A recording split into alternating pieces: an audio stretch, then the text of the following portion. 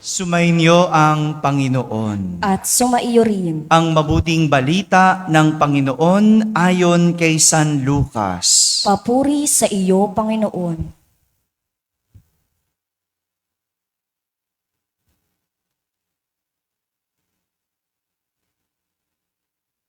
Noong panahong iyon, ang Panginoon ay humirang pa ng 72. Pinauna niya sila ng dala-dalawa sa bawat bayan at pook na patutunguhan niya. Sinabi niya sa kanila, "Sagana ang aanihin, ngunit kakaunti ang mga manggagawa. Idalangin ninyo sa may-ari na magpadala siya ng mga manggagawa sa kaniyang bukirin. Humayo kayo. Sinusugo ko kayong parang mga kordero sa gitna ng mga asong gubat. Huwag kayong magdala ng lukbutan, supot o panyapak.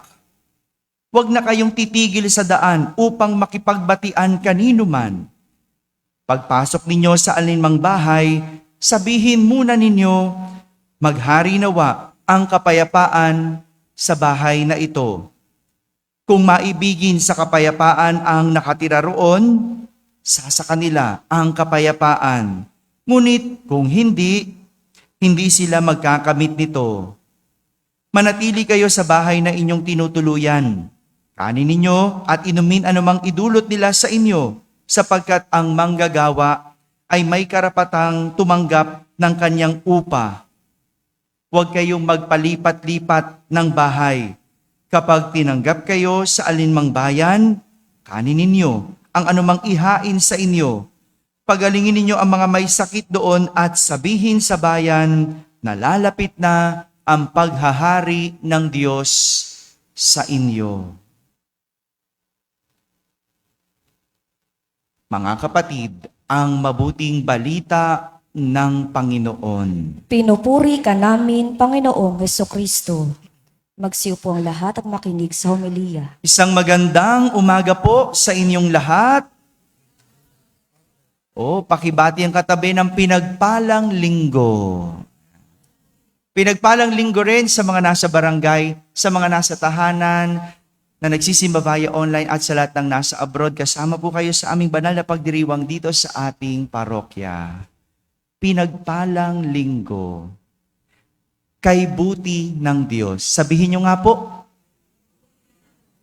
ang lahat ng nakatanggap ng kabutihan ng Diyos nga, pumalakpak. Ako rin. Pampagising, no? Pampagising. Pero kay buti ng Diyos. Pero paano ba naging mabuti ang Diyos? Hello? Paano ba naging mabuti ang Diyos sa iyo? Mahirap yung nakipalakpak ka lang, no? Kailangan alam mo, sinasabi mo kay buti ng Diyos, pero paano naging mabuti ang Diyos sa iyo? Nagising daw siya. Very good. Patingnan nga yung katabi kung gising din. Ayun, natulog ulit. Ayun. Kay buti ng Diyos. Ito ang mga binigyang diin ng ating mga pagbasa sa araw na ito, ang kabutihan ng Diyos. Sa unang pagbasa, ikinumpara ni Propeta Isaías ang kabutihan ng Diyos sa isang ina. Sino po mga nanay dito? Taas nga ang kamay.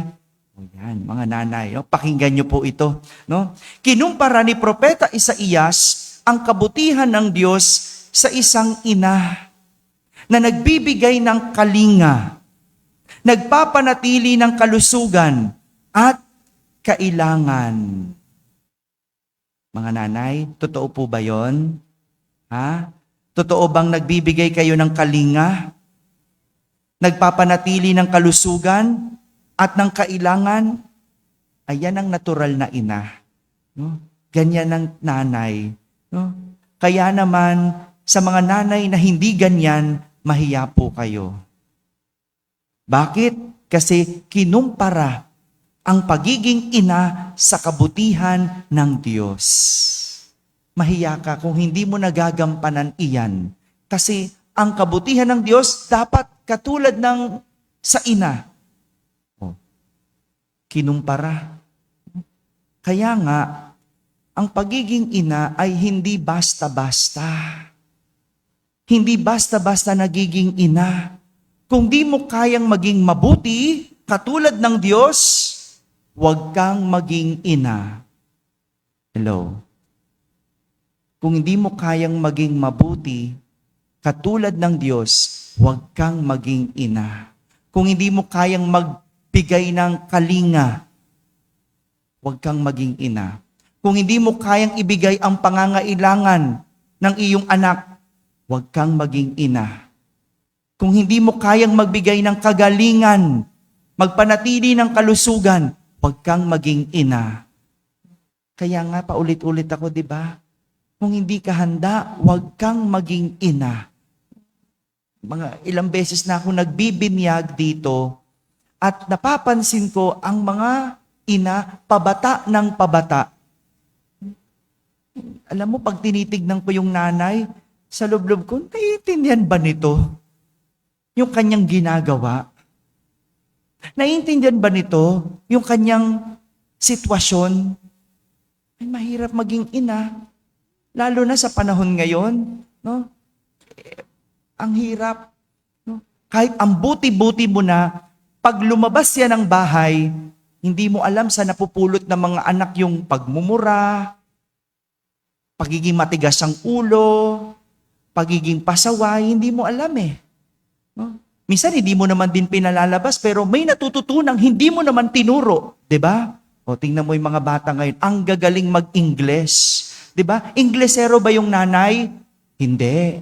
No? Pero Inglesero si Peppa Pig. Inglesero ba si Peppa Pig, no? Yung mga pinanunood, no? Grabe, no? Ang galing, pero ganyan kahirap maging ina. Kaya wag basta-basta maging ina. Paano ka magbibigay ng kalinga? Ang bata mo pa. Ikaw nga, kailangan mo ng kalinga. 'Di ba? Kaya ako pagka talaga mayroong nagdadasal na gusto magkapamilya, gusto magkaasawa, tinatanong ko, kaya mo ba? Gusto mo lang, pero kaya mo ba? Kaya mo ba na hindi na bumili ng lipstick? Pambibili mo na lang yan ng gatas ng anak mo. Tama? 'Di ba? Kaya mo bang isuko yung kilay mo? Hello? Oh. Kasi pambibili mo na lang yan ng pangangailangan ng anak mo. Ganun eh. Ganun ang pagiging nanay.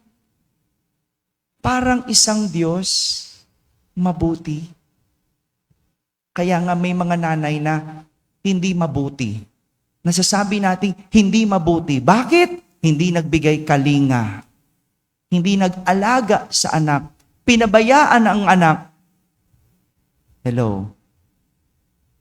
Ang isang Diyos, mabuti.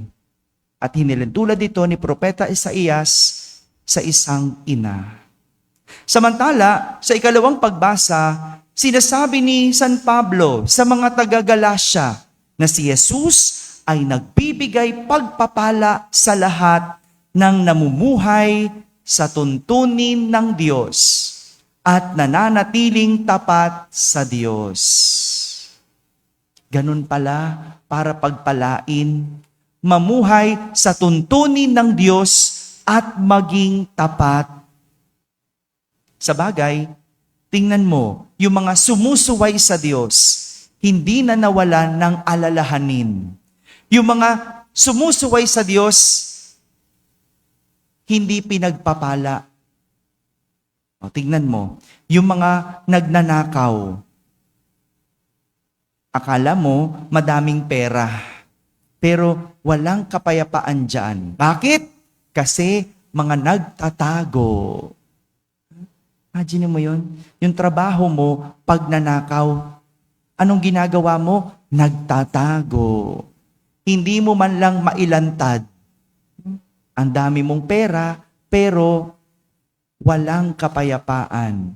Ganyan din yung mga nangungurakot. Akala mo masarap ang buhay, pero ngayon, pinagpapaliwanag at dinedemanda. Imagine mo yung stress na yon, no? Oo, 'di ba? Sa Maynila, yan na. Kung nanonood kayo, no? Kung mulat kayo, no? Ngayon nilalantad sila isa-isa. Pakasarap ka noon, dusa ka ngayon. Yeah. Hindi masarap 'yon. Hindi masarap 'yon. Yung buhay na pagsuway, tingnan mo yung mga nangangaliwa at nakikiapid. Nakikipagkita ng lihim. Masaya ba 'yon? Yung hindi mo maipagmalaki. Kasi, alam mo na masama. Walang kapayapaan.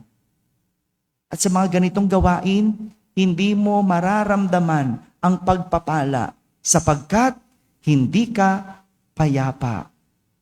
Hindi ka sumusunod sa Diyos. Hindi matuwid ang iyong gawa. Alam niyo, madalas, ang tao ang pumipigil sa pagpapala ng Diyos. Kailan? Sa tuwing may ginagawa tayong masama. Tignan mo, dasal ka ng dasal ng kalusugan, magandang pangangatawan, malakas na katawan, pero sinong kumukontra? Ikaw. Kasi pagkatapos, kain ka naman ng kain ng masama. Kain ka ng kain ng bawal. Bisyo ka ng bisyo. Inom ka ng inom. Tapos ang dasal mo, maayos na kalusugan. Hello. 'Di ba? Sinong kumontra? Tayo. Ang gulo natin, 'di ba? Dasal ka ng dasal na sana maging successful ka, no? Sumakses ka, no? Gusto mo 'yan 'di ba? Gusto mong yumaman pero ayaw mo naman magtipid. Gasta ka ng gasta o tamad ka naman. Sinong kumukontra para pagpalain ka? Tingnan mo, kapag ang tao may ginagawang masama, ang pagpapala ng Diyos ay nakokontra. Kaya maganda tingnan, no? Pinagpala ka naman, kinontra mo lang. Kaya naman, sa ating Ebanghelyo, narinig natin, sinasabi ni Jesus sa kanyang mga alagad na hinirang, huwag magdala ng kahit ano sa paglalakbay. Wala nang pitaka, walang bag, at kahit sandalyas, wala. Ang tanging dalhin ay kapayapaan. Ang tanging dala, kapayapaan. Kaya ba natin yon? Hello? Kaya ba natin kapayapaan lang ang dala sa buhay?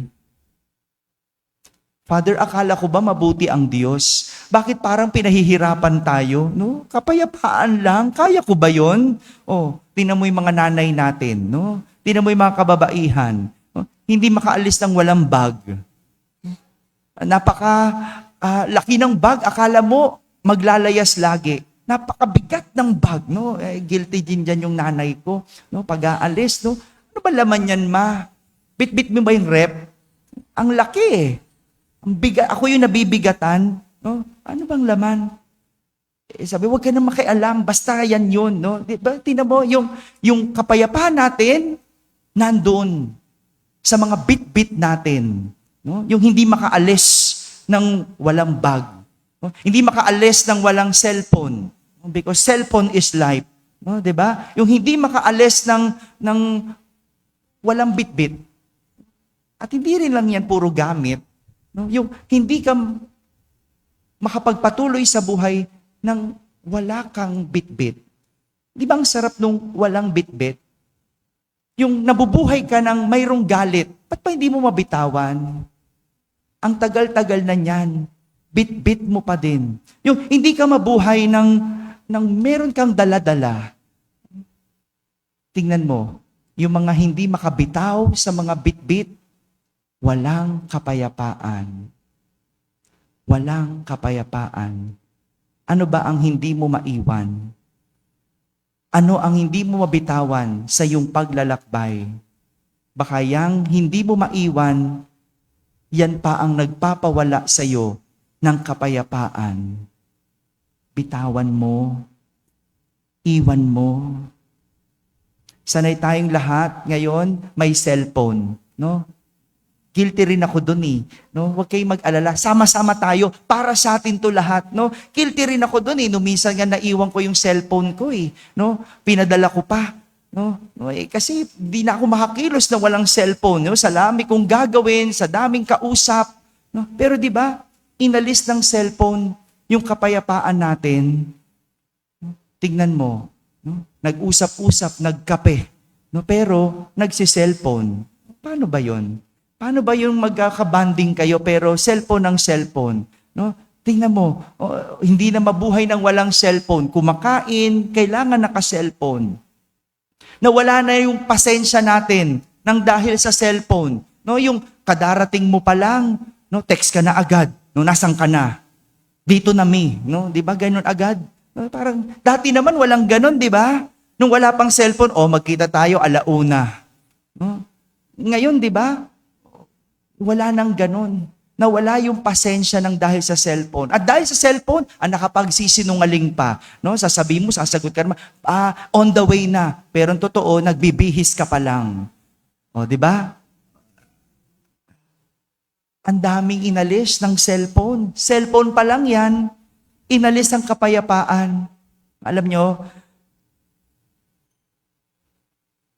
ibubuking ko lang, kukwento ko lang, no? Yung nanay ko, laging tumatawag sa akin noon, no?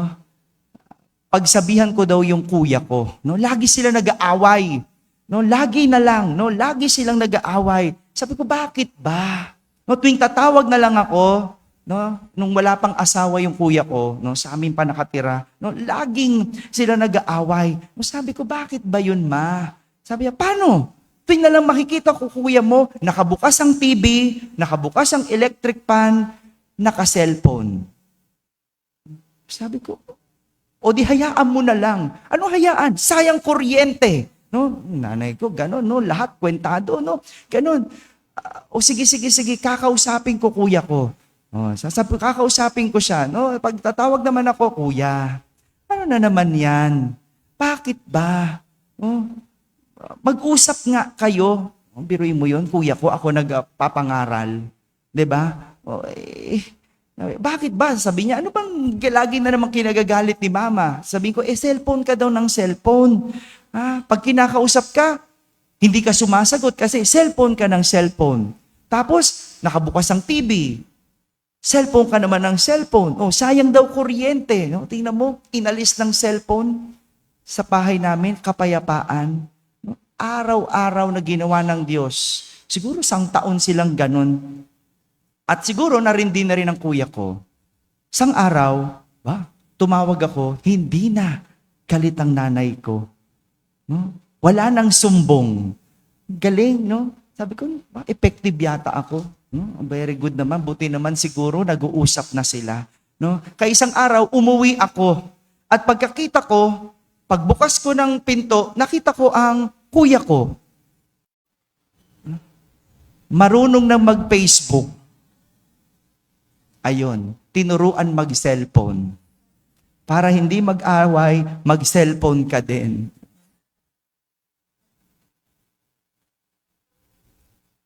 Ano yung mga bit-bit natin na inaalis ang ating mga kapayapaan? Ang pagpapala ng Diyos, nakikita kung payapa ang puso, payapa ang buhay. Aanhin mong maraming pera kung walang kapayapaan. Aanhin mo ang malusog na pangangatawan kung hindi payapa ang isip. 'Di ba? Kaya nga meron makikita ka, ang lakas, ang ganda, pero may mental health issue. Depressed. Aanhin mo ang edukasyon kung hindi payapa ang buhay. Mga kapatid, ang gustong pakita ng Diyos, sapat ang kanyang kabutihan na hindi natin kailangan ng maraming bagay na nagpapabigat sa ating paglalakbay. Anong kailangan? Kapayapaan. Kapayapaan. At yan ang nabibigay ng Diyos kung tayo ay lumalapit sa Diyos. Nabubuhay ng mabuti, sumusunod sa tuntunin ng Diyos. At higit sa lahat, nagdarasal sa Diyos. Yun lang. Ang pagpapala ng Diyos nakikita sa kapayapaan ng buhay. Amen? Amen. Nais ko pong ipakilala sa inyo ang ating Soledad Pledge. No? Ate Jonah, tayo ka rito. Dali.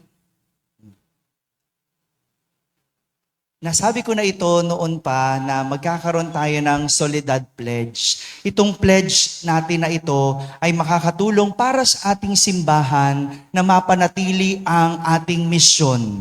Ano bang ating misyon? Ang mapalaganap ang mabuting balita. Ngunit hindi namin magagawa ito kung wala po ang tulong ninyo. No? Ang pledge card na ito ay magbibigay ng resources sa atin, no, para mapambayad ng kuryente, mapagbayad ng mga staff, magpalagay ng bulaklak. So ang pledge card na ito ay magpapanatili ng ating mga scholars. Ang ating parokya po ay may morong mga scholars, no, yung mga tinutulungan tayo na karapat-dapat na hindi kaya na makapag-aral, makapagpatuloy sa pag-aaral. So ito po ay tulong po ng parokya natin sa mga estudyanteng gustong mag-aral at karapat-dapat. Ano po? At ganun din para sa lingguhan nating feeding program at sa pagpapaayos, pagpapanatili ng ating simbahan. Kaya po, guys, ko pong ipakilala sa inyo ang Soledad Pledge Card.